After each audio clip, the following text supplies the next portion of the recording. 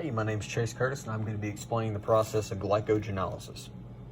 So obviously your body needs energy for pretty much anything, and that energy comes from a molecule called ATP. So ATP is produced in a variety of different ways. So first of all, you have glycolysis, you have the Krebs cycle, and you have the electron transport chain. That's how your body normally creates ATP from the food that we eat. Now all these processes start with glucose, or to be exact, glucose 6-phosphate with glycolysis.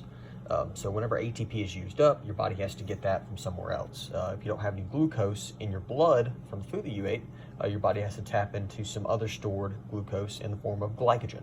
Glycogen is a large molecule stored in your liver and your muscles, and this glycogen is going to be a bunch of glucose. Glucose is combined together. It's a polysaccharide, mini sugars.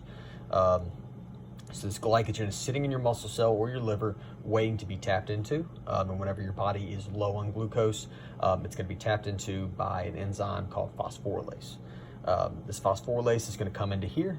It's going to lyse off one of these glucoses in a hydrolysis reaction. So it's going to break it off and it's going to make it H2O water. And this glucose is going to have a phosphate added to it by phosphorylase. The interesting thing about phosphorylase is that the enzyme is calcium mediated. It's stimulated by excess calcium in the muscle cell. Also, that is stimulated by a hormone called epinephrine that is secreted by your adrenal glands. It's a stress hormone. It's going to increase your metabolic function. It's also going to increase phosphorylase activity. Kinases as well. Kinase enzymes, they work to add a phosphate group onto molecules. So whenever a phosphate or a kinase enzyme adds a phosphate onto phosphorylase, it stimulates it as well. Now phosphorylase is inhibited by high glucose 6-phosphate, which is the byproduct from glucose breaking down into glycolysis. And also by ATP, because if you have a lot of ATP, you don't need to go through this process of breaking down glycogen. Your body should be saving that up. It's kind of like a last-ditch effort, or second or third option. So this phosphorylase is going to come into this glycogen, it's going to break it off and make glucose 1-phosphate. And when that happens, the body has to convert that to glucose 6-phosphate because the glucose 1-phosphate can't enter glycolysis and be broken down. So throughout this process, it's converted from glucose 1-phosphate to glucose 6-phosphate by a little enzyme called phosphoglucomutase.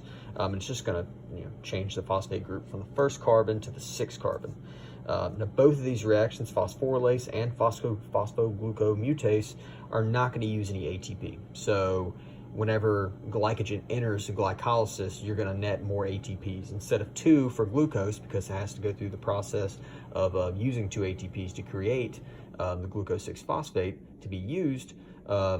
Instead, for glycogen, you're going to get 3 net ATPs, so you're going to get a little bit more, ATP out of it. And it's going to go into glycolysis. The same process is going to happen. The glucose molecule is going to be converted and changed